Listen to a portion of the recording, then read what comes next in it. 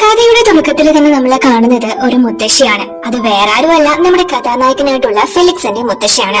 തന്റെ കൊച്ചുമകൻ ഒരു വലിയ പേര് കിട്ട വക്കീലായി ലൈഫില് എല്ലാം കൊണ്ടും അവൻ സെറ്റിലാണ്. പക്ഷെ ഒരു ഗേൾ ഫ്രണ്ട് മാത്രം അവനിക്കില്ല. അതുകൊണ്ട് തന്നെ എത്രയും പെട്ടെന്ന് അവനിക്ക് ഒരു പെൺകുട്ടിയെ കണ്ടെത്തി കൊടുക്കണം എന്ന ലക്ഷ്യവുമായിട്ടാണ് മുത്തശ്ശി ഇപ്പോൾ ഇറങ്ങിയിരിക്കുന്നത്. ഒരുപാട് വർഷങ്ങളായിട്ട് അവൻ പഠിച്ചതും ജോലി ചെയ്യുന്നതും എല്ലാം പുറത്തായിരുന്നു. പക്ഷെ ഇപ്പൊ അവൻ നാട്ടിലേക്ക് മടങ്ങിയെത്തുകയാണ്. അപ്പൊ അവൻ ജോലിക്കായിട്ട് കയറാൻ പോകുന്ന ഓഫീസിൽ നല്ല പെൺകുട്ടികളൊക്കെ ഉണ്ടെങ്കിൽ അവരെ ഒന്ന് കറക്കി വീഴ്ത്താനായിട്ടാണ് മുത്തശ്ശി ചെല്ലുന്നത്. അവന്റെ മുത്തശ്ശിയാണ് ഇതെന്ന് അറിയാതിരിക്കാനായിട്ട് ആ ഒരു ക്ലീനിങ് സ്റ്റാഫിന്റെ വേഷത്തിലാണ് ഡ്രസ് ചെയ്തേക്കുന്നത്. പെൺകുട്ടികളെ കറക്കി വീഴ്ത്താനുള്ള ഗിഫ്റ്റ് ഒക്കെ ആയിട്ടാണ് മുത്തശ്ശി അങ്ങോട്ടേക്ക് ചെല്ലുന്നത്. അങ്ങനെ മുത്തശ്ശി ആ ഓഫീസിലെത്തിയിട്ട് അവിടെയുള്ള സ്റ്റാഫിനൊക്കെ എന്റെ കൊച്ചുമകൻ ഇന്നിങ്ങോട്ട് ജോലിക്കായിട്ട് വരുന്നുണ്ട്, നിങ്ങൾ അവനെ നല്ലതുപോലെ നോക്കണം എന്ന് പറഞ്ഞ് കയ്യിലുണ്ടായിരുന്ന വിലപിടിപ്പുള്ള ഗിഫ്റ്റ് എല്ലാം അവർക്ക് ഓരോരുത്തർക്കും സമ്മാനിക്കുന്നു. അപ്പൊ മുത്തശ്ശിയുടെ രൂപവും ഇത്രയും വിലപിടിപ്പുള്ള ബ്രാൻഡഡ് ഗിഫ്റ്റ് കണ്ടിട്ട്, അല്ല നിങ്ങളൊരു ക്ലീനിങ് സ്റ്റാഫല്ലേ, ഇത്രയും വിലപിടിപ്പുള്ള സാധനങ്ങളൊക്കെ എവിടെ നിന്നാണെന്ന് അവര് മുത്തശ്ശിയോട് ചോദിക്കുന്നു. അപ്പൊ മുത്തശ്ശി പെട്ടെന്ന് അവരോട്, അയ്യോ മക്കളെ, ഇതൊന്നും ഒറിജിനൽ അല്ല, ഇതൊക്കെ മാർക്കറ്റിൽ നിന്ന് വില കുറിച്ച് കിട്ടുന്ന സാധനങ്ങളാന്ന് പറയുന്നു. ആദ്യമായിട്ട് ഉടനെ തന്നെ, അയ്യേ ഇതൊക്കെ കൈകൊണ്ട് തൊട്ടാല് നിങ്ങൾക്ക് വല്ല അസുഖം പിടിക്കും, എവിടെ കിടന്നതൊക്കെ കളവ് എടുത്തോണ്ട് വന്നേക്കുക എന്നൊക്കെ പറഞ്ഞിട്ട് ആ സാധനങ്ങളൊക്കെ എടുത്ത് വേസിലേക്ക് തള്ളിയിട്ട് മുത്തശ്ശിയെ തള്ളി മറിച്ചിട്ട് അവരവിടെ നിന്ന് പോകാനായിട്ട് തുടങ്ങുന്നു. അപ്പോഴേക്കും നമ്മുടെ കഥാനായികയായിട്ടുള്ള മെറിൻ അങ്ങോട്ടേക്ക് എത്തുന്നു. അവളും അവിടുത്തെ ഒരു വക്കീല് തന്നെയാണ്. അവള് പെട്ടെന്ന് മുത്തശ്ശി തറയിൽ ഇവരെ എടുക്കുന്നത് കണ്ട് ഓടി വന്ന് അവരെ പിടിച്ച് എഴുന്നേൽപ്പിക്കുന്നു. എന്നിട്ട് ഇവരോട്, നിങ്ങൾക്ക് ഇത്ര മനസ്സാക്ഷിയില്ലേ, ഒരു വയസ്സായ സ്ത്രീയോടാണോ ഇങ്ങനെ കാണിക്കുന്നത്, നിങ്ങളൊക്കെ ഒരു വക്കീലല്ലേ എന്ന് ആ പെണ്ണുങ്ങളോട് ചോദിക്കുന്നു. അപ്പൊ അവരാണെങ്കിൽ, ഓ പിന്നെ ഇവരൊരു ക്ലീനിങ് സ്റ്റാഫ് അല്ലേ, അല്ലാണ്ട് ഇവിടുത്തെ കളക്ടറൊന്നും അല്ലല്ലോ, അതുകൊണ്ട് ഞങ്ങൾക്ക് ഇങ്ങനെയൊക്കെ പെരുമാറാൻ പറ്റും എന്ന് പറഞ്ഞിട്ട് വലിയ അഹങ്കാരത്തിൽ അവിടെ നിന്ന് പോകുന്നു. പക്ഷെ നമ്മുടെ മെറിന്റെ പെരുമാറ്റ രീതിയൊക്കെ മുത്തശ്ശിക്ക് ഒരുപാട് ഇഷ്ടപ്പെടുന്നു. അതുകൊണ്ട് തന്നെ അവരവളോട്, മോളെ എന്റെ കൊച്ചുമോൻ ഇന്നിവിടെ ജോലിക്കായിട്ട് വരുന്നുണ്ട്, അവനിക്കാണെങ്കിൽ ഗേൾ ഫ്രണ്ട് ആരുമില്ല, നിനക്ക് അവനെ കല്യാണം കഴിക്കാൻ പറ്റുമോ എന്ന് ചോദിക്കുന്നു. എന്നാൽ അവൾക്ക് ആ ചോദ്യം കേൾക്കുമ്പോൾ തന്നെ അവള് ഭയങ്കര സങ്കടത്തിലാവുന്നു. കാരണം അവൾക്ക് നേരത്തെ ഒരു റിലേഷൻഷിപ്പ് ഉണ്ടായിരുന്നു.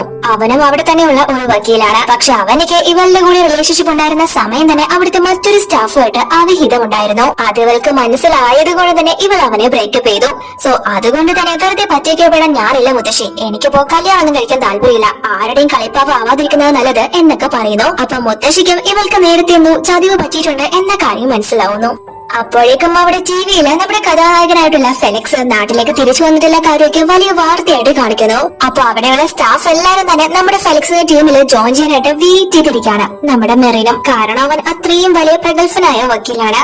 പക്ഷെ അപ്പോഴേക്കും അങ്ങോട്ടേക്ക് മറ്റൊരു വേഷത്തില് ഫെലിക്സ് ഇവരുടെ അടുത്തേക്ക് വരുന്നു. അപ്പൊ ടിവിയിലാണെങ്കിൽ കറക്റ്റ് ആയിട്ട് ഇവന്റെ ഫേസ് കാണിക്കാൻ വരുമ്പോഴേക്കും മുത്തശ്ശി ആ ടിവി വളരെ കഷ്ടപ്പെട്ട് ഓഫ് ചെയ്യുന്നു. അപ്പൊ ഫെലിക്സ് ആ സ്റ്റാഫിനോടൊക്കെ, എനിക്കൊരു കേസ് ഉണ്ട്, നിങ്ങൾക്ക് വാദിക്കാൻ പറ്റുമോ എന്ന് ചോദിക്കുന്നു. അവൻ അവിടെ ചാർജ് എടുക്കുന്നതിന് മുന്നേ തന്നെ അവിടെയുള്ള സ്റ്റാഫിന്റെയൊക്കെ ഏകദേശ ക്യാരക്ടേഴ്സ് മനസ്സിലാക്കാനായിട്ടാണ് ഇങ്ങനെ ഇപ്പൊ ഒരു കാര്യം ചെയ്യുന്നത്. ഇവന്റെ യഥാർത്ഥ ഐഡന്റിറ്റി ഇവർക്ക് എന്താണെന്ന് അറിയാത്തത് കൊണ്ട് തന്നെ, നിങ്ങളുടെ കേസ് ഞങ്ങൾ വാദിക്കണോ, നിങ്ങളുടെ ഒരു വർഷത്തെ ശമ്പളം തന്നാൽ പോലും ഞങ്ങൾക്ക് അഡ്വാൻസ് തരാൻ കൂടി സാധിക്കില്ല, ഇത് വലിയ വലിയ ആളുകൾക്ക് കേസ് വാദിക്കുന്ന ഓഫീസാണ്, നിങ്ങളെ പോലുള്ള ഏഴാം വിളിക്ക് പറ്റിയ ഓഫീസ് ഇതല്ല എന്നൊക്കെ പറഞ്ഞിട്ട് അവർ ഭയങ്കര അഹങ്കാരത്തിൽ അവിടെ നിന്ന് പോകുന്നു. പക്ഷെ ഇവന്റെ അവസ്ഥയെല്ലാം കണ്ടുകൊണ്ട് നിൽക്കുന്ന നമ്മുടെ മെറിൻ ഇവനോട് വന്നിട്ട്, നിങ്ങളുടെ കേസ് ഞാൻ വാദിച്ചു തരാം എന്ന് പറയുന്നു. അപ്പൊ അവനാണെങ്കിൽ ഇവളെ വളരെ കൗതുകത്തോടെയാണ് നോക്കുന്നത്. നിങ്ങളെ ശരിക്കും പറഞ്ഞത് തന്നെയാണെന്ന് ഫെലിക്സ് അവളോട് ചോദിക്കുമ്പോൾ അവളും അതെന്ന് മറുപടി പറയുന്നു. അങ്ങനെ ഇവള് അകത്തേക്ക് കേസിന്റെ കാര്യങ്ങളൊക്കെ സംസാരിക്കാനായിട്ട് അവരെ കൂട്ടിക്കൊണ്ട് പോകുന്നു. എന്നിട്ട് ഇവന്റെ അസിസ്റ്റന്റിനെ വിളിച്ച് എന്റെ ടീമിലേക്ക് മിസ് മെറിന്റെ പേര് കൂടി ആഡ് ചെയ്യണമെന്ന് അറിയിക്കുന്നു. അപ്പൊ മുത്തശ്ശി ഇവളോട്, ഇതെന്റെ കൊച്ചുമോനാണ് മോളെ എന്ന കാര്യങ്ങളൊക്കെ അവളോട് പറയുന്നു.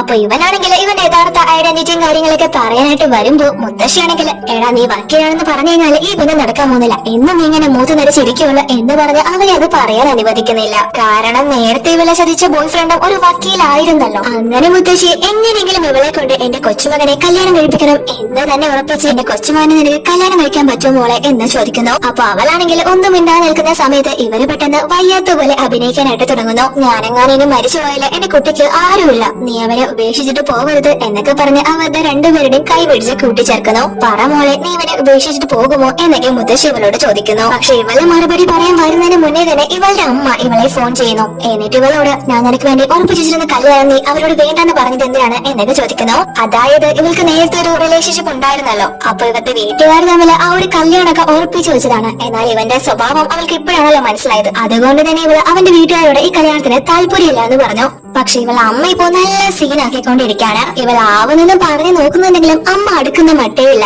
അമ്മ ആരോ കണ്ടുപിടിച്ചു വെച്ചേക്കുന്നു എന്ന മട്ടിലാണ് അമ്മയുടെ സംസാരം. ഉടനെ തന്നെ ഇവളെ മുത്തശ്ശിയോട് ഞാൻ നിങ്ങളുടെ കൊച്ചുമോനെ വിവാഹം കഴിച്ചോളാം എന്ന് പറയുന്നു. അതിനുള്ള പ്രധാന കാരണം ഇവൾ ഒരു വിവാഹം കഴിച്ചില്ലെങ്കിൽ എന്തായാലും അമ്മ ഇവളുടെ എക്സിനെ കൊണ്ടാണ് ഇവളെ കെട്ടിച്ചാലോ അതിലും നല്ലത് അറിഞ്ഞൊരാത്ത ആളായാലും വേണ്ടില്ല എന്ന് കരുതിയാണ് ഇവളെ വിവാഹത്തിന് ഇപ്പോൾ സമ്മതിക്കുന്നത്. നമ്മുടെ ഫെലിക്സിനാണെങ്കിൽ ഇവളോട് എന്തോ ഒരു താല്പര്യമുണ്ട്. അതുകൊണ്ട് തന്നെ അവനും വിവാഹത്തിന് എതിർപ്പൊന്നും പറയുന്നില്ല. മുത്തശ്ശിയും വളരെ സന്തോഷത്തിൽ തന്നെ ഇവരുടെ രണ്ടുപേരുടെയും വിവാഹം നടത്തുന്നു.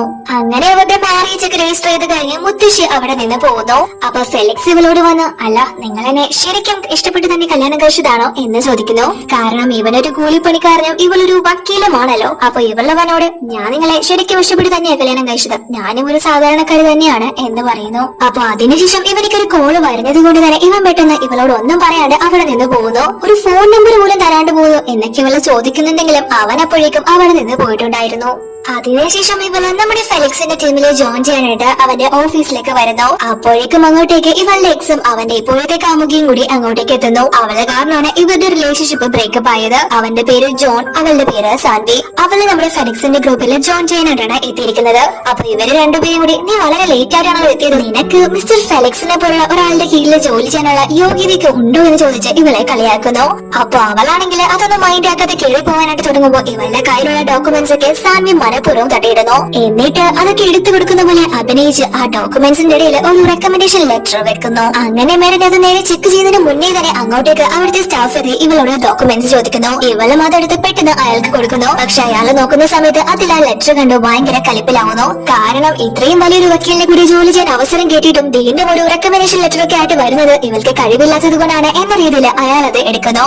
അതുകൊണ്ട് തന്നെ ഇവളോട് നിങ്ങൾക്ക് നാളെ ഇങ്ങനെയൊക്കെ കാണിക്കാൻ എത്രയോ ലക്ഷക്കണക്കിന് ആളുകളാണ് ഇവിടെ ജോലിക്ക് കയറാനായിട്ട് കാത്തിരിക്കുന്നത് എന്നൊക്കെ പറഞ്ഞ് വളരെ മോശം രീതിയിൽ ഇവളെ ഷൗട്ട് ചെയ്യുന്നു. അപ്പൊ മെറിന് അതൊക്കെ കണ്ടിട്ട് അയ്യോ ഇതൊന്നും എന്റേതല്ല, എന്തോ അബദ്ധം പറ്റിയതാ, ഞാൻ ഇപ്പൊ തന്നെ ഇതൊക്കെ റെഡിയാക്കി തരാം എന്നൊക്കെ പറയുന്നുണ്ടെങ്കിലും അയാൾ അതൊന്നും കേൾക്കുന്ന മട്ടേയില്ല.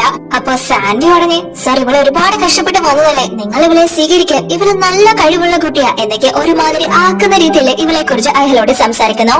അയാളാണെങ്കിൽ അപ്പൊ മെറൻ പറയുന്നത് ഒന്നും കേൾക്കാൻ തയ്യാറാവാതെ ഇവളെ ജോലിക്ക് കേറ്റാതെ അവിടെ നിന്ന് പോകുന്നു. അപ്പൊ ഇവളെ വിഷമിച്ച് നിൽക്കുന്നത് കണ്ട് ജോൺ ഇവളോട് നീ എന്റെ കാല് പിടിച്ച് മാപ്പ് പറയുകയാണെങ്കിൽ ഞാൻ വേണമെങ്കിൽ അവരോടൊന്ന് സംസാരിക്കാം എന്നൊക്കെ പറയുന്നുണ്ടെങ്കിലും മെറിൻ അതൊന്നും മൈൻഡ് പോലും ചെയ്യാതെ അവിടെ നിന്ന് പോകുന്നു. അപ്പൊ ഇവിടെ നമ്മുടെ ഫെലിക്സിനോട് അവന്റെ ഫ്രണ്ടും അസിസ്റ്റന്റും ഒക്കെ ആയിട്ടുള്ള ലീ അങ്ങോട്ടേക്ക് വന്ന് നിനക്കെന്തിനാ നാട്ടിലെ ആസ്തി എങ്ങനെ നോക്കി അവിടെ എങ്ങനെ ഇരുന്നാ പോരെ, എന്നെ ഇങ്ങനെ ബുദ്ധിമുട്ടിക്കാനായിട്ട് ഇവിടെ പണിക്ക് വരേണ്ട വല്ല കാര്യമുണ്ടോ, അല്ല നീ കല്യാണം കഴിച്ചതൊക്കെ മുത്തശ്ശി പറയുന്ന കേട്ടു, ശരിയാണോ, ഏതോ ഒരു ഇഷ്ടപ്പെട്ട പെണ്ണിന് മാത്രമേ കല്യാണം കഴിക്കൂ എന്നാണല്ലോ നേരത്തെ പറഞ്ഞോണ്ട് നടന്നത്, ആ ആദർശങ്ങളൊക്കെ എന്താ മുത്തശ്ശിയുടെ മുന്നിൽ ചോർന്നു പോയോ എന്നൊക്കെ ഒരുപാട് ക്വസ്റ്റ്യൻസ് ലീ ഇവനോട് ചോദിക്കുന്നു. അപ്പൊ ഫെലിക്സ് ആണെങ്കിൽ ലീ കൊണ്ടു കൊടുത്ത ആ ഒരു ഫയല് നോക്കിക്കൊണ്ടിരിക്കാണ്. അതിലാണെങ്കിൽ ഇവന്റെ ടീമിൽ ജോയിൻ ചെയ്ത ആളുകളുടെ പേരുള്ള ലിസ്റ്റില് നമ്മുടെ മെറിന്റെ പേരില്ല. ഇതില് അഡ്വക്കേറ്റ് മെറിന്റെ പേരില്ലല്ലോ, അതെവിടെ പോയി എന്ന് ഫെലിക്സ് ലീയോട് ചോദിക്കുന്നു. അപ്പൊ ലീ ഇവനോട് പെണ്ണുങ്ങൾ അലർജിയോടുള്ള നിനക്ക് അവള് ലവ് ലെറ്റർ തരാൻ ശ്രമിച്ചു, അതുകൊണ്ട് അവളെ ഞങ്ങള് ജോലിക്ക് എടുത്തില്ല എന്നൊക്കെ പറയുമ്പോ അത് കേട്ട് ഫെലിക്സ് വേറെ ഒരാളെ കുറിച്ച് അനാവശ്യം പറയരുതെന്ന് ലീയോട് പറയുന്നു. അനാവശ്യമൊന്നുമല്ല, അവളുടെ ബോയ് ഫ്രണ്ടും അപ്പൊ അവിടെ തന്നെ ഉണ്ടായിരുന്നു, ഇതെല്ലാം കണ്ടോണ്ട് തന്നെ നിന്നത് എന്നൊക്കെ ലീവിനോട് തിരിച്ചു പറയുന്നു. അപ്പൊ ഇവൾക്ക് ബോയ് ഫ്രണ്ട് ഉണ്ട് എന്ന് കേട്ട് ഇവൻ ആകെ പടി കിളി പറക്കുന്നു. കാരണം ഇപ്പൊ അവള് ഇവന്റെ വൈഫ് ആണല്ലോ. അപ്പോഴേക്കും നമ്മുടെ മെറിൻ ഇവന്റെ ഓഫീസിന് പുറത്തെത്തുന്നു. എന്നിട്ട് ഡോറിൽ തട്ടിയിട്ട് സർ ഞാൻ അഡ്വക്കേറ്റ് മെറിനാണ്, ഒരു ചെറിയ മിസ്അണ്ടർസ്റ്റാൻഡിംഗ് പറ്റിയതാണ് എന്നൊക്കെ പറഞ്ഞ് അവളുടെ ഭാഗത്ത് തെറ്റില്ല എന്നൊക്കെ ഇവള് ഫെലിക്സിനോട് പറയുന്നു. അപ്പൊ ഇതെല്ലാം തന്നെ അകത്ത് നിന്ന് ലീയും ഫെലിക്സും കേട്ടോണ്ട് നിൽക്കുകയാണല്ലോ. അപ്പൊ ലീ ഇവളോട് മിസ് മെറിൻ നിങ്ങളിപ്പോ തിരിച്ചു പോകുന്നത് തന്നെയാണ് നല്ലത്, അഡ്വക്കേറ്റ് ഫെലിക്സ് ഒരിക്കലും ആർക്ക് വേണ്ടിയും അദ്ദേഹത്തിന്റെ പ്രിൻസിപ്പല് മാറ്റാൻ പോകുന്നില്ല, അതുകൊണ്ട് നിങ്ങൾ പ്രതീക്ഷ ഒന്നും വെക്കണ്ട എന്ന് പറയുന്നു. അത് കേട്ട് ഇവളാകെ ഡൗൺ ആവുന്നു. പക്ഷെ ഫെലിക്സ് അപ്പൊ ഇവനോട് ഇവളെ അകത്തേക്ക് വിളിക്കാനായിട്ട് പറയുന്നു. അത് കേട്ട് അവളൊന്ന് ഷോക്ക് ആവുന്നു. ഒരു പെണ്ണിന്റെ മുകളിൽ വീഴാത്ത നിനക്കിപ്പോ എന്ത് പറ്റി, നീ കല്യാണം കഴിഞ്ഞ ഒരുത്തരാണെന്ന് മറക്കരുത് എന്നൊക്കെ ലീ ഫെലിക്സിനോട് പറയുന്നു. അപ്പൊ ഫെലിക്സ് ആണെങ്കിൽ അവള് നല്ലൊരു വക്കീലാണ്, നമ്മുടെ ടീമിലെ ജോയിൻ ചെയ്താല് അത് നമുക്ക് ഗുണമുള്ള കാര്യമാണ് എന്നൊക്കെ പറഞ്ഞിട്ട് അവളെ ജോലിയിലേക്ക് അപ്പോയിന്റ് ചെയ്യാനായി ഫെലിക്സ് ലീയോട് പറയുന്നു. അങ്ങനെ ലീയും എന്തേലും ആവട്ടെ എന്ന് പറഞ്ഞ് ഇവളെ അകത്തോട്ട് കയറ്റി വരാതെ ഞാൻ നിങ്ങളുടെ ഡോക്യുമെന്റ്സ് ഒക്കെ റീസബ്മിറ്റ് ചെയ്യാൻ സഹായിക്കാം എന്ന് പറഞ്ഞ് അവളെ വിളിച്ചോണ്ട് പോകാനായിട്ട് തുടങ്ങുന്നു. അപ്പൊ അവളാണെങ്കിൽ ഇവനാണ് ഫെലിക്സ് എന്ന രീതിയിൽ സംസാരിക്കാനായിട്ട് വരുന്നു. അപ്പൊ ലീ അവളോട് ഞാനല്ല ഫെലിക്സ് എന്ന് പറഞ്ഞ് അവളെ കൂട്ടിക്കൊണ്ട് പോകുന്നു. അപ്പൊ ഇവളുടെ ഒരു ലുക്കും അതേപോലെ തന്നെ ഇവളുടെ ആ ഒരു കാമായിട്ടുള്ള ക്യാരക്ടറും ഒക്കെ ഇവനിക്ക് ഭയങ്കരമായിട്ട് ഇഷ്ടപ്പെടുന്നു. ഇതുവരെ ആരെയും സെറ്റാക്കാൻ എനിക്ക് പറ്റിയിട്ടില്ല, ഇനിയെങ്കിലും ആരെങ്കിലും ഒന്ന് സെറ്റാക്കണം. എന്തായാലും ഇനി ഫെലിക്സ് കല്യാണം കഴിച്ചതുകൊണ്ട് അവനിക്ക് ഇവളെ ഇഷ്ടപ്പെടുന്ന പേരൊന്നും വേണ്ട എന്നൊക്കെ മനസ്സിൽ ചിന്തിച്ചുകൊണ്ട് ഇവനിക്ക് ഒരു ക്രഷ് ഇവളോട് തോന്നുന്നു. അതിനുശേഷം ഇവളെ എല്ലാവർക്കും ഇത് നമ്മുടെ പുതിയ ടീം മെമ്പർ ആണ് എന്ന് പറഞ്ഞ് ലീ പരിചയപ്പെടുത്തി കൊടുക്കുന്നു. പക്ഷെ സാൻവിക്ക് അത് തീരെ ഇഷ്ടപ്പെടുന്നില്ല. കാരണം ഇവളുടെ ജോലിക്ക് കയറാതിരിക്കാനാണല്ലോ ഇവള് ആ ഒരു ലെറ്റർ ഡോക്യുമെന്റ്സിന്റെ ഇടയിൽ വെച്ചത്. അതുകൊണ്ട് തന്നെ ഇവള് അവിടെയുള്ള മറ്റു സ്റ്റാഫിനോടൊക്കെ മെറിനോട് ഒരു കുത്തിത്തിരിപ്പ് ഉണ്ടാക്കുന്നു. അവള് ആണുങ്ങളെ വശീകരി ജോലിക്ക് കയറിയതാ, ഡോക്യുമെന്റ്സ് പോലും നേരെ ചൊവ്വേ സബ്മിറ്റ് ചെയ്തിട്ടില്ല, ഞാൻ കണ്ടതാ എന്നൊക്കെ അവരോട് പറയുന്നു. അപ്പൊ അവരും അത് കേട്ടു അതെ ഇവളെ കണ്ടാലേ അറിയാം എന്ന രീതിയിൽ ഇവർക്കും അവളോട് ഒരു ദേഷ്യം തോന്നുന്നു. അതുകൊണ്ട് തന്നെ അവൾക്കൊരു പണി കൊടുക്കാനായിട്ട് ഒരു ദിവസം രാത്രി അവൾ വർക്ക് ചെയ്തുകൊണ്ടിരിക്കുമ്പോ ഈ പെണ്ണ് ഒരു കോഫി കൊണ്ട് കൊടുത്തിട്ട് അവളെ ഹെൽപ്പ് ചെയ്യുന്ന പോലെ കാണിക്കുന്നു. അവളും ആ ഒരു കോഫി കുടിക്കുന്നു. പക്ഷെ അതിൽ ആ പെണ്ണ് അവളെ മയക്കാനുള്ള എന്തോ ഒരു മരുന്ന് ചേർത്തിട്ടുണ്ടായിരുന്നു. അതുകൊണ്ട് തന്നെ അവള് ബോധം പോയി വീഴുന്നു. എന്നിട്ട് നേരെ ആ പെണ്ണ് ഇവളെയും കൂട്ടി ഫെലിക്സിന്റെ റൂമിലേക്ക് കൊണ്ടുപോയി കിടത്തുന്നു. കാരണം ഇവളിങ്ങനെയൊക്കെ ചെയ്യുന്നത് കണ്ടാല് ഇവള് വല്ല കള്ളം കുടിച്ചിട്ട് കയറി കിടന്നതായിരിക്കും എന്നൊക്കെ വിചാരിച്ച് ഫെലിക്സ് ഇവരെ ജോലിയിൽ നിന്ന് പുറത്താക്കും എന്നൊക്കെ കരുതിയാണ് ഇവരിങ്ങനെ ചെയ്യുന്നത്. ഇതിനൊക്കെ പിന്നിലെ പ്രവർത്തിക്കുന്നത് സാൻവി തന്നെയാണ്. അങ്ങനെ ആ പെണ്ണ് ഇവളെ ആ റൂമിലിട്ട് ലോക്ക് ചെയ്തിട്ട് പോകുന്നു. പക്ഷെ നമ്മുടെ ഫെലിക്സിനോട് അവന്റെ മുത്തശ്ശി വിളിച്ചിട്ട് നീ കല്യാണമൊക്കെ കഴിഞ്ഞതല്ലേ, ഇനി ഇങ്ങോട്ടൊന്നും വേണ്ട, നീ നിന്റെ വൈഫിനോട് വന്ന് താമസിച്ചാൽ മതി എന്ന് പറഞ്ഞത് കൊണ്ട് തന്നെ ഇവരും അന്ന് നൈറ്റ് ഓഫീസിൽ തന്നെ സ്റ്റേജിനായിട്ട് തീരുമാനിക്കുന്നു. അങ്ങനെ അവൻ അവരുടെ റൂമിലേക്ക് വന്നിട്ട് സോഫയിൽ കിടന്നിരുന്ന നമ്മുടെ മെറിനെ ശ്രദ്ധിക്കുന്നില്ല. അവളെ പുതപ്പിച്ചാണ് ആ ഒരു പെണ്ണ് കിടത്തിയിരിക്കുന്നത്. അതുകൊണ്ട് തന്നെ അവൻ അവളെ ശ്രദ്ധിക്കുന്നില്ല. അവനും ആ ഒരു സോഫയുടെ മുകളിലേക്ക് പോയി കിടക്കുന്നു. അങ്ങനെ രണ്ടുപേരും അവിടെ തന്നെ കിടന്ന് ഉറങ്ങുന്നു. അതിനുശേഷം പിറ്റേന്ന് ജോണിനോട് ഇവർ ചെന്നിട്ട് ഇന്നലെ നൈറ്റ് മെറിൻ ഫെലിക്സാറിനെ വശീകരിക്കുന്നുണ്ട് അദ്ദേഹത്തിന്റെ റൂമിലോട്ട് കയറി പോകുന്നത് ഞാൻ കണ്ടു എന്നൊക്കെ പറയുമ്പോ അവനിക്ക് ഭയങ്കരമായിട്ട് ദേഷ്യം വരുന്നു. അവള് ഇവന്റെ ഗേൾ ഫ്രണ്ട് ആയിരുന്നല്ലോ, സോ ഒരു അസൂയ എന്ന രീതിയിലാവണം. അവൻ അവിടുത്തെ കുറച്ചുകൂടി സീനിയർ ആയിട്ടുള്ള ലോയർ ആണ്. അതുകൊണ്ട് തന്നെ നേരെ അവരെല്ലാരും കൂടി അങ്ങോട്ടേക്ക് ചെല്ലുന്നു. അപ്പൊ ഇവിടെ മെറിൻ ഉറക്കം എഴുന്നേൽക്കുമ്പോ ഒരാൾ അടുത്തെടുക്കുന്നത് കൊണ്ട് പെട്ടെന്ന് തന്നെ അവരെ ഇവളെ ചവിട്ടി താഴെയിടുന്നു. പക്ഷെ നോക്കുമ്പോ അത് വേറെ ആരും ആയിരുന്നില്ല, നമ്മുടെ ഫെലിക്സ് തന്നെയാണ് ഇവളുടെ അടുത്തുള്ളത്. ഓ, നിങ്ങളെയും അവരിവിടെ കൊണ്ട് കിടത്തിയോ എന്ന് അവൾ അവനോട് ചോദിക്കുന്നു. ഇവളെ മറ്റേ പെണ്ണാണല്ലോ ഇവിടെ കൊണ്ട് കിടത്തിയത്. പെട്ടെന്ന് തന്നെ ഇവള് നിങ്ങൾ ഇവിടെ തന്നെ ഇരിക്കണം, പുറത്തോട്ട് വരരുത്, ആരെങ്കിലും കണ്ടാല് വലിയ പ്രശ്നവും എന്നൊക്കെ പറഞ്ഞേൽപ്പിച്ച് അവള് വെളിയിലേക്ക് വരുന്നു. അങ്ങനെ ഇവൾ ആ റൂമിൽ നിന്ന് ഇറങ്ങി വരുന്നത് കണ്ട് ഇവര് നീ പെർമിഷൻ ഇല്ലാതെ മിസ്റ്റർ ഫെലിക്സിന്റെ റൂമിൽ കയറുന്നതിനാ, എന്തോരം വിലപിടിപ്പുള്ള ഫയലുകളാണ് അകത്തിരിക്കുന്നത്, ഞാൻ എന്തായാലും ഇനി തന്നെ ഈ ജോലിയിൽ വെച്ചോണ്ടിരിക്കാൻ പോകുന്നില്ല എന്നൊക്കെ ജോൺ ഇവളോട് പറയുന്നു. അപ്പൊ മെറിൻ അവനോട് ഞാൻ എങ്ങനെ അകത്ത് വന്നു എന്നുള്ളതിന് ഇവിടെ എന്തായാലും തെളിവ് കാണും, നിങ്ങൾക്ക് അത് പരിശോധിക്കാമെന്ന് പറയുന്നു. അപ്പൊ അത് കേട്ട് ഇവളെ അകത്തോട് കൊണ്ടുവിട്ട ആ ഒരു പെണ്ണ് ഇവിടുത്തെ CCTV വർക്ക് ചെയ്യില്ല എന്ന് അറിയാവുന്നത് കൊണ്ടല്ലേ നീ അകത്ത് കയറുന്നത് എന്നൊക്കെ ചോദിച്ച് ഇവളെ കുടിക്കാനായിട്ട് നോക്കുന്നു. പക്ഷെ അതെല്ലാം തന്നെ അങ്ങോട്ടേക്ക് വന്നാൽ നമ്മുടെ മുത്തശ്ശി കാണുന്നു. പെട്ടെന്ന് തന്നെ അവര് അതൊക്കെ വന്ന് തടയാൻ നോക്കുന്നുണ്ടെങ്കിലും ഒന്നും നടക്കുന്നില്ല. അവരൊരു ക്ലീനിങ് സ്റ്റാഫ് ആണല്ലോ ഇവരുടെയൊക്കെ മുന്നിൽ, അതുകൊണ്ട് തന്നെ ജോൺ അവരെ തള്ളിക്കളയുന്നു. പക്ഷെ അപ്പോഴേക്കും ഈ പുറത്തു നടക്കുന്ന ബഹളം എല്ലാം കേട്ട് ഫെലിക്സ് അകത്ത് നിന്ന് ഇറങ്ങി വരുന്നു. സത്യം പറഞ്ഞാല് ഇവനെ അടുത്ത് ജോയിൻ ചെയ്തത് കൊണ്ട് തന്നെ അവിടെയുള്ള കൂടുതൽ സ്റ്റാഫിനും ഫെലിക്സ് ആരാണെന്ന കാര്യം അറിയില്ല. അതുകൊണ്ട് തന്നെ ഇവൻ അകത്തുനിന്ന് ഇറങ്ങി വരുമ്പോ നിങ്ങളോട് ആരും അകത്തേറാൻ പറഞ്ഞത്, നീ ഒരു കൂലിപ്പണിക്കാരനല്ലേ എന്നൊക്കെ ഫെലിക്സിനോട് ചോദിക്കുന്നു. കാരണം ഇവൻ അങ്ങനെ ഒരു വേഷത്തിലാണല്ലോ ഇവരുടെയൊക്കെ മുന്നിൽ ആദ്യം ചെന്നത്. അപ്പൊ ഇവൻ പുറത്തിറങ്ങി വന്നിരുന്നത് കണ്ട് മെറിൻ അവനോട് ഞാൻ നിങ്ങളോട് അകത്തിരിക്കാനല്ലേ പറഞ്ഞത്, എന്തിനാ ഇവ പുറത്തിറങ്ങി വന്നത് എന്ന് ചോദിക്കുമ്പോ അവൻ അവളോട് നീ എന്റെ വൈഫല്ലേ, നീ ഒരു പ്രശ്നത്തിലാവുമ്പോ ഞാൻ എങ്ങനെ നോക്കിക്കൊണ്ടിരിക്കുന്നത്, ഇത് ഞാൻ തന്നെ പരിഹരിച്ചോളാം എന്ന് അവളോട് പറയുന്നു. അപ്പൊ അവൾ അവനോട് ശരി, എന്തെങ്കിലും ഉണ്ടെങ്കിൽ റെക്കോർഡ് ചെയ്യാൻ മറക്കരുത്, ബാക്കി വരുന്നതൊക്കെ ഞാൻ നോക്കിക്കൊള്ളാം എന്ന് പറഞ്ഞ് അവളെ മുത്തശ്ശിയും കൂട്ടിക്കൊണ്ട് അവിടെ നിന്ന് പോകുന്നു. അപ്പൊ ഇവനോട് അല്ല നീ ആരാണെന്ന വിചാരം, നീ എന്താ ഹീറോയാണോ, പെർമിഷൻ ഇല്ലാതെ അകത്ത് കിടന്നതിന് നിനക്ക് പണി വേറെ വരുന്നുണ്ട് എന്നൊക്കെ ജോൺ ഇവനോട് പറയുന്നു. പക്ഷെ ഫെലിക്സ് അപ്പൊ ഒന്നും വേണ്ടാതെ അവന്റെ ID കാർഡ് എടുത്തങ്ങ് കാണിച്ചു കൊടുക്കുന്നു. അത് കാണുമ്പോ പിന്നെ ഇവർക്ക് ഒന്നും പറയേണ്ടി വരുന്നില്ല. യഥാർത്ഥത്തില് മിസ്റ്റർ ഫെലിക്സ് ഇവനാണ് എന്ന കാര്യം ഇവർക്ക് ബോധ്യമാവുന്നു. ഉടനെ തന്നെ പ്ലേറ്റ് തിരിച്ച് ഇത് ചെറിയൊരു മിസ്അണ്ടർസ്റ്റാൻഡിംഗ് പറ്റിയതാണ് സാർ എന്നൊക്കെ പറഞ്ഞ് സാൻവിയും സംഘവും ഊരിപ്പോരാനായിട്ട് നോക്കുന്നു. പക്ഷെ ഫെലിക്സ് ജോണിനെയും അതേപോലെ തന്നെ സാൻവിയെയും അവിടെ നിന്ന് പിരിച്ചുവിടുകയാണെന്ന് പറയുന്നു. കാരണം അവരാണല്ലോ ഈ പ്രശ്നം മുഴുവൻ ഉണ്ടാക്കിയിട്ട് അത് മെറിന്റെ തലയിൽ കൊണ്ടിടാൻ നോക്കിയത്. സോ അവർ രണ്ടുപേരെയും ഫെലിക്സ് ജോലിയിൽ നിന്ന് പുറത്താക്കുന്നു. അതുകൊണ്ട് തന്നെ ആ ദേഷ്യം മൊത്തം ജോൺ മെറിനോട് വന്ന് നീയാണ് ഇതിനെല്ലാം കാരണം, നീയാണ് ഞങ്ങളുടെ ജോലി ഇല്ലാതാക്കിയത് എന്നൊക്കെ പറഞ്ഞ് ദേഷ്യപ്പെടുന്നു. പക്ഷെ അവളാണെങ്കിൽ അവനെ മൈൻഡ് പോലും ചെയ്യുന്നില്ല, കാരണം അവനത് അർഹിച്ചിരുന്നല്ലോ.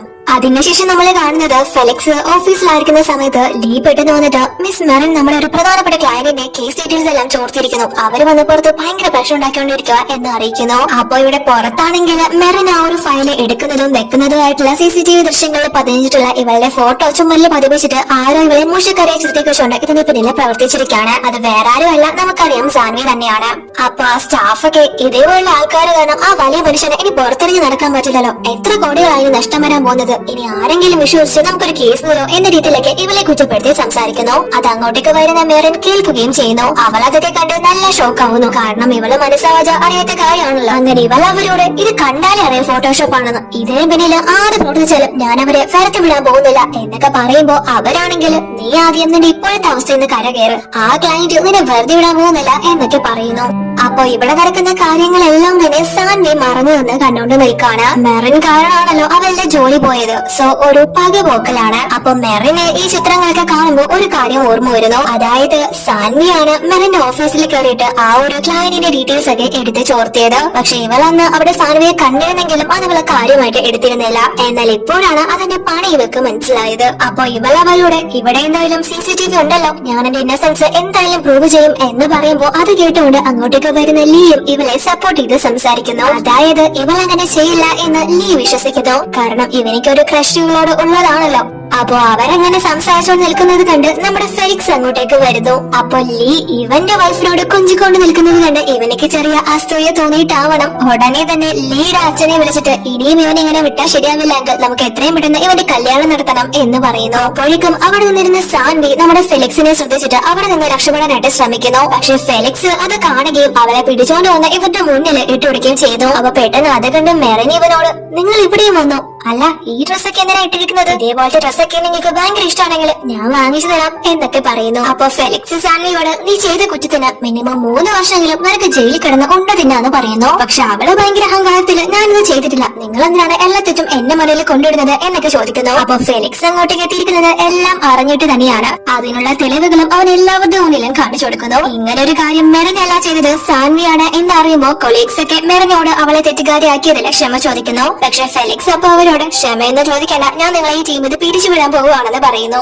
അപ്പൊ മെറിൻ ഇതൊക്കെ കേട്ട് അവനോട് നിങ്ങൾ എന്തൊക്കെയാ പറയുന്നത്, എന്നെ സഹായിക്കാൻ വേണ്ടി നിങ്ങൾ അഡ്വക്കേറ്റ് ഫെലിക്സ് ആയിട്ട് അഭിനയിക്കുകയാണെന്ന് എനിക്കറിയാം, പക്ഷെ ഇത്രയ്ക്കൊക്കെ വേണോ, തേ നിൽക്കുന്നത് അദ്ദേഹത്തിന്റെ ഫ്രണ്ടാണ്, അവസാനം നമ്മൾ ജയിലിൽ പോവും എന്നൊക്കെ പറയുന്നു. അപ്പൊ ഇവരിങ്ങനെ നിൽക്കുന്നത് കണ്ട് ലീ മിസ്റ്റർ ഫെലിക്സ് നിങ്ങളൊരു വിവാഹിതനായ മനുഷ്യനല്ലേ, പിന്നെ മറ്റൊരു പെണ്ണിനോട് രഹസ്യം പറയുന്നത് എന്തിനാണ് എന്നൊക്കെ ചോദിക്കുന്നു. അപ്പൊ ലീ ഇവനെ പരിചയമുള്ളതുപോലെ അഡ്രസ് ചെയ്യുമ്പോ നിങ്ങളാണോ ശരിക്കും അഡ്വക്കേറ്റ് ഫെലിക്സ് എന്ന് മെറിൻ ഇവനോട് ചോദിക്കുന്നു. അതിനുശേഷം നമ്മൾ കാണുന്നത് വളരെ ഷോക്കില് ഇവർ രണ്ടുപേരും ആ സത്യം തിരിച്ചറിഞ്ഞു എന്നുള്ളതാണ്. അതായത് മെറിൻ ഇവളുടെ ബോസും ഹസ്ബൻഡും രണ്ടല്ല ഒന്നാണ് എന്ന കാര്യം തിരിച്ചറിയുന്നു. അതേപോലെ തന്നെ ലീയും തന്റെ ക്രഷ് ആയിരുന്നത് ഫെലിക്സിന്റെ വൈഫാണ് എന്ന കാര്യവും മനസ്സിലാക്കുന്നു. അവനിക്കാണെങ്കിൽ അത് വിശ്വസിക്കാനേ പറ്റുന്നില്ല. അതുകൊണ്ട് തന്നെ നിനക്കിത് നേരത്തെ പറയാമെന്നായിരുന്നു എന്ന് ചോദിച്ച് ദേഷ്യപ്പെട്ട് അവിടെ നിന്ന് പോകുന്നു. അപ്പൊ ഇത്രയും നാള് ആ ഒരു സത്യം മറച്ചു വെച്ചതില്ല ഫെലിക്സ് മെറിനോട് ക്ഷമ ചോദിക്കുന്നു. അപ്പൊ അവൾ അവനോട് അതൊക്കെ പോട്ടെ, ചിലപ്പോ ഇതൊക്കെ വളരെ യാദൃശികമായിട്ട് സംഭവിച്ചതായിരിക്കാം എന്ന് പറയുമ്പോ അവന് വല്ല അടുത്തേക്ക് വന്ന് ഇത് അത്രയ്ക്ക് കോയിൻസിഡൻസ് ഒന്നും അല്ല എന്ന് പറയുന്നു. അപ്പൊ നമുക്കൊരു ചെറിയ ഫ്ലാഷ് ബാക്ക് കാണിക്കുന്നു. ഇവര് വക്കീലൊക്കെ ആവുന്നതിന് വർഷങ്ങൾക്ക് മുന്നേ തന്നെ ഒരു ദിവസം എന്തോ ഒരു കാര്യത്തിന് കുറച്ച് ആളുകള് നമ്മുടെ ഫെലിക്സിനെ റോഡിലിട്ട് തല്ലുന്നത് അതിലൂടെ പോവുകയായിരുന്ന മെറിൻ കാണുന്നു. ഉടനെ തന്നെ അവള് ഫോൺ എടുത്ത് പോലീസിനെ വിളിച്ചിട്ട് ഇവരോട് ഇപ്പൊ നിങ്ങൾ ഇവിടുന്ന് പോയില്ലെങ്കിൽ നിങ്ങൾക്ക് ജയിലിൽ പോയി കിടക്കും, പോലീസ് ഇപ്പൊ തന്നെ ഇങ്ങോട്ടേക്ക് എത്തും എന്നൊക്കെ പറയുന്നു. ഉടനെ തന്നെ അത് കേട്ട് പേടിച്ച് അവരും ഫെലിക്സിനെ അവിടെ കളഞ്ഞിട്ട് രക്ഷപ്പെടുന്നു. അപ്പൊ അവള് നേരെ ഇവന്റെ അടുത്തേക്ക് വന്ന് നമുക്ക് എത്രയും പെട്ടെന്ന് പോലീസ് സ്റ്റേഷനിൽ പോയി പരാതി കൊടുക്കാമെന്ന് പറഞ്ഞ് ഇവനെ വിളിക്കുന്നു. അല്ല അപ്പൊ പോലീസ് ഇങ്ങോട്ട് വരില്ല എന്ന് ഇവൻ അവളോട് ചോദിക്കുന്നു. ഏയ് ഞാൻ അവന്മാരെ ഓടിക്കാൻ വേണ്ടി വെറുതെ ഒരു കല പറഞ്ഞതാ, ഞാൻ പോലീസിനെ ഒന്നും വിളിച്ചിട്ടില്ല എന്ന് പറയുമ്പോ അത് കേട്ട് ഇവൻ ചിരിക്കുന്നു. എന്തിനാ ചിരിക്കുന്നത്, ഞാൻ പഠിച്ച് ഒരു വക്കീലായി കഴിഞ്ഞാല് ഇവന്മാരെ ഒന്നും ഈ പരിസരത്ത് പോലും അടുപ്പിക്കില്ല, എല്ലാത്തിനെയും പിടിച്ച് ഞാൻ ജയിലിടും എന്നൊക്കെ പറയുന്നു. ആ ഒരു സമയത്ത് അവനിക്ക് ഇവളെ വളരെയധികം ഇഷ്ടപ്പെടുന്നു. എന്നാൽ വർഷങ്ങളായതുകൊണ്ട് തന്നെ ഇവൾക്ക് അവനെ ഓർമ്മയില്ലെങ്കിലും ഇവനിക്ക് അവളെ നല്ലതുപോലെ തന്നെ ഓർമ്മയുണ്ടായിരുന്നു. ഇത്രയും നാള് അവൻ വിവാഹം കഴിക്കാതിരുന്നത് ഇവൾക്ക് വേണ്ടി തന്നെയായിരുന്നു. അന്ന് മുത്തശ്ശിയുടെ വാക്ക് കേട്ട് പെട്ടെന്ന് അവൻ കല്യാണം കഴിച്ചത് താൻ വർഷങ്ങളായിട്ട് തേടി നടന്ന പെൺകുട്ടി ഇതാണ് എന്ന് മനസ്സിലാക്കി തന്നെയാണ്. അപ്പൊ അതൊക്കെ ആലോചിച്ച് ഇവളിപ്പോ ഒരു സ്വപ്ന ലോകത്താണ്. എന്നാലും ഇത്രയും നാളായിട്ട് ഞാൻ പുള്ളിയെ ഓർത്തെടുത്തില്ലല്ലോ എന്നൊക്കെ അവള് മനസ്സിൽ ചിന്തിക്കുന്നു. പക്ഷെ അപ്പോഴേക്കും അവിടുത്തെ സ്റ്റാഫ് അവരവിടെ നിന്ന് പിരിച്ചുവിട്ടിട്ടൊന്നുമില്ല, കുത്തിത്തിരിപ്പിനൊക്കെ ആരെങ്കിലും വേണമല്ലോ. അപ്പൊ ഇവര് പുതിയൊരു സ്റ്റാഫ് ജോയിൻ ചെയ്യുന്നതിനെ പറ്റി സംസാരിക്കുന്നു. ആ പെണ്ണ് മിസ്റ്റർ അലക്സാന്റെ വൈഫാണെന്ന് അറിയാൻ കഴിഞ്ഞത് അവൾക്ക് വേണ്ടി അദ്ദേഹം കുറച്ചു ദിവസം മുന്നേ പാരീസിൽ പോയി ഒരു സ്പെഷ്യൽ ഓഷൻ മോഡൽ നെക്ലേസ് വാങ്ങിച്ചു എന്നൊക്കെ കേട്ടു. എന്തായാലും പുള്ളിക്കാരി ഇങ്ങോട്ടേക്ക് വരുമ്പോ ഇവിടെയുള്ള ചിലരുടെയൊക്കെ സ്ഥാനം നഷ്ടപ്പെടും എന്നൊക്കെ മെറിനെ കുത്തിയൊക്കെ അവര് സംസാരിക്കുന്നു. അപ്പോ അതൊക്കെ ഇവളും കേൾക്കുന്നു. അപ്പോഴേക്കും ആ ഒരു പെണ്ണ് അങ്ങോട്ടേക്ക് എത്തുന്നു. അവളുടെ പേര് യൂജിൻ. സത്യത്തിൽ അവള് നമ്മുടെ ഫെലിക്സിന്റെ ഒരു ചൈൽഡ്ഹുഡ് ഫ്രണ്ട് ആണ്. ഇവരുടെ ഫാമിലി തമ്മിലൊക്കെ നന്നായിട്ട് അറിയാം. അവളെ കണ്ടുടനെ തന്നെ ഇവരൊക്കെ നിങ്ങളെ കഴുത്തിലിട്ടിരിക്കുന്ന ഈ നെക്ലേസ് ഫെലിക്സ് സാർ ഗിഫ്റ്റ് ചെയ്തതാണോ, നിങ്ങൾ അദ്ദേഹത്തിന്റെ വൈഫാണോ എന്നൊക്കെ കേട്ട് ഉള്ളതാണോ എന്നൊക്കെ ചോദിക്കുന്നു. അപ്പൊ യൂജിനും ഇവരോട് അതെ ഞാൻ അദ്ദേഹത്തിന്റെ വൈഫ് തന്നെയാണ്, നിങ്ങൾ കേട്ടത് ശരിയാണ് എന്നൊക്കെ പറയും. കാരണം ഇവള് പണ്ട് മുതലേ അവന്റെ പിറകെ തന്നെയാണ്. പക്ഷെ മെറിൻ അത് കേട്ട് ഷോക്കായി പോകുന്നു. അദ്ദേഹം എന്നെയല്ലേ കല്യാണം കഴിച്ചത്, പിന്നെ ഇവളെന്തൊക്കെയാ പറയുന്നത് എന്ന് ചിന്തിച്ചുകൊണ്ട് നിൽക്കുമ്പോ അങ്ങോട്ടേക്ക് ഫെലിക്സ് വന്ന് നമുക്കിന്ന് മുത്തുചേരുമ്പോ ഡിന്നർ ഉള്ളത്, നീ പെട്ടെന്ന് ഇറങ്ങാൻ നോക്ക് എന്ന് പറഞ്ഞിട്ട് പോകുന്നു. അപ്പൊ അത് കേട്ട് ഈ സ്റ്റാഫൊക്കെ വിചാരിക്കുന്നത് യൂജിനെയാണ് അവൻ ക്ഷണിച്ചത് എന്നാണ്. സത്യത്തിൽ അവൻ വിളിച്ചത് നമ്മുടെ മെറിനെ തന്നെയാണ്. അവൾ അങ്ങോട്ട് പോകാനായിട്ട് തുടങ്ങുമ്പോ നീ എവിടെ പോവാ, എന്റെ ഈ ഓഫീസിലെ ഷോയ്ക്ക് അങ്ങ് നിർത്തിക്കോ, ഇത് അദ്ദേഹത്തിന്റെ വൈഫാണ്, മാഡത്തിനെയാണ് സാർ വിളിച്ചത്, നിന്നെയല്ല എന്ന് പറയുന്നു. അപ്പൊ മെറിൻ അവരോട് ഇവള് അദ്ദേഹത്തിന്റെ വൈഫാണെന്നുള്ളതിന് വല്ല തെളിവുണ്ടോ എന്ന് ചോദിക്കുന്നു. അപ്പൊ യൂജിനാണെങ്കിൽ ഒന്നും മിണ്ടാതെ നിൽക്കാണ്. അവരോടൊന്നും ഇതിനെ കുറിച്ച് പറഞ്ഞിട്ട് ഒരു കാര്യമില്ല എന്ന് അറിയാവുന്നത് കൊണ്ട് തന്നെ ഒന്നും പറയാൻ നിൽക്കാതെ ഫെലിക്സ് പെട്ടെന്ന് വരാൻ പറഞ്ഞ മെസ്സേജ് അയക്കുന്നത് കൊണ്ട് തന്നെ മെറിൻ അങ്ങോട്ടേക്ക് ചെല്ലുന്നു. അങ്ങനെ അവള് അങ്ങോട്ടേക്ക് ചെല്ലുന്ന സമയത്ത് നേരത്തെ പറഞ്ഞ ഇവൻ പാരീസിൽ പോയി വാങ്ങിച്ച ഒരു നെക്ലേസ് അവർ ഇവൾക്ക് ഗിഫ്റ്റ് ചെയ്യുന്നു. സത്യത്തില് അത് ഇവൻ മെറിന് വേണ്ടി തന്നെ വാങ്ങിയതാണ്. പക്ഷെ മറ്റേ പെണ്ണ് കഴുത്തിലിട്ടേക്കുന്നത് ഒരു ഫേക്ക് ആയിട്ടുള്ള മാലയാണ്. അങ്ങനെ അവൻ തന്നെ ആ മാല അവൾക്ക് ഇട്ടുകൊടുക്കുന്നു. അവളും നല്ല ഹാപ്പി ആവുന്നു. അപ്പോ ഇവൾ അവനോട് നിങ്ങൾക്ക് മിസ് യൂജിനെ നേരത്തെ അറിയാമോ എന്ന് ചോദിക്കുന്നു. അപ്പൊ അവനും അതെ അറിയാം, നമ്മുടെ ഫാമിലീസ് നമ്മളൊക്കെ അറിയാം, മുത്തശ്ശി പറഞ്ഞിട്ടാണ് അവൾക്ക് ഇവിടെ ജോലി കൊടുത്തത് എന്ന കാര്യങ്ങളൊക്കെ പറയുന്നു. അപ്പൊ അത് കേൾക്കുമ്പോ ഇവനിക്ക് അവളോട് വേറെ ബന്ധമൊന്നുമില്ല എന്ന് ഇവൾക്ക് മനസ്സിലാവുന്നു. അതിനുശേഷം അവര് ഹാപ്പി ആയിട്ട് ഡിന്നറിനൊക്കെ പോകുന്നു.